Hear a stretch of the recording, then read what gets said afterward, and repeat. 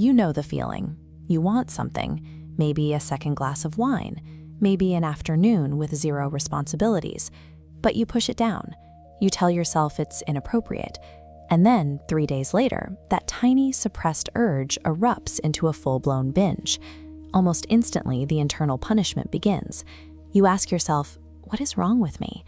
You feel the heavy, sinking shame of losing control, and you make a desperate vow. Next time, you tell yourself, I will just be more disciplined. I will use more willpower. But that recurring cycle of failure has nothing to do with your personal discipline. You're simply operating on a broken cultural playbook for how human beings are supposed to manage their cravings. As long as we treat our natural urges as problems that need to be solved, we turn our own nervous systems into a battlefield. For centuries, traditional religion handed us the first false playbook. It classified intense human wanting as a moral failing, a flaw of the flesh that had to be eradicated through strict obedience.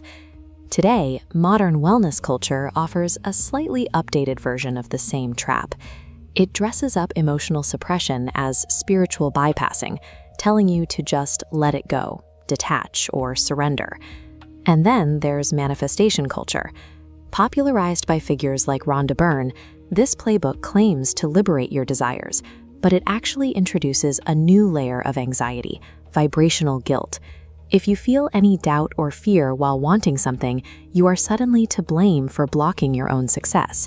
It's a direct descendant of the American prosperity gospel, preached by figures like Joel Osteen. Both systems rely on a rigid logic. If you are suffering, or if you don't have what you want, it is because you lacked the correct faith or the right positive mindset.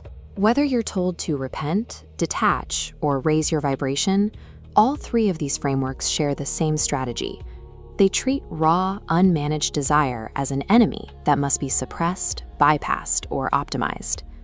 To understand why these playbooks fail, we have to look at the hardware inside your skull. You are biologically hardwired to want. It is an evolutionary survival mechanism, and it cannot simply be turned off. In the 1980s, neuroscientists discovered that the human brain operates on two entirely separate systems. This diagram maps them out. There is a wanting pathway driven by dopamine, which pushes you towards things, and a separate liking pathway driven by opioid circuits, which processes actual pleasure. Notice how that dopamine wanting pathway fires independently. You can intensely crave something, a toxic relationship, a late-night doom scroll, and not actually enjoy the experience when you get it. Your brain generates desire as an amoral biological reflex. So, when a cultural framework tells you to kill your desires, it is demanding that you override your own evolution, and that sets the stage for the cycle that follows. That cycle happens through a specific psychological trap called the shame-desire loop. As we see in this flowchart, it all begins here with stage 1, the want. A craving naturally arises in the brain. Instantly, conditioning kicks in, triggering stage 2, the shame. Neurologically, this activates regions in your brain that process physical pain. Your body registers the desire as an injury. To stop that pain, you move to stage 3, suppression. You white-knuckle your way through the urge, shoving it down. But because of ironic process theory, the harder you try not to think about something, the more accessible it becomes in your mind. The suppressed signal pressurizes and rebounds into stage 4, the return, coming back twice as strong. Eventually, the mental effort of fighting yourself drains your cognitive resources. Your prefrontal cortex, the logical, decision-making center of the brain, goes offline.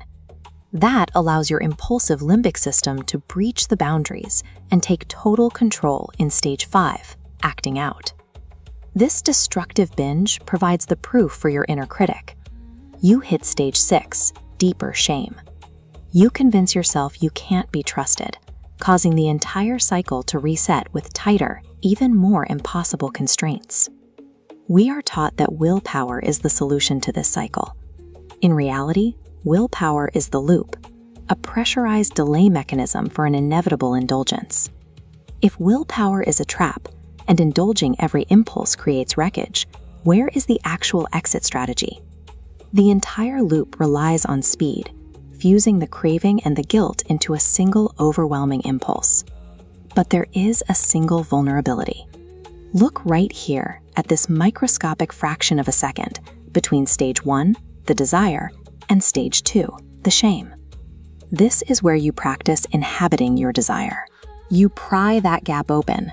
You allow yourself to sit with the physical sensation of wanting something, holding the urge in your awareness without acting on it and without pushing it away. Psychologically, this acts as exposure therapy for your nervous system.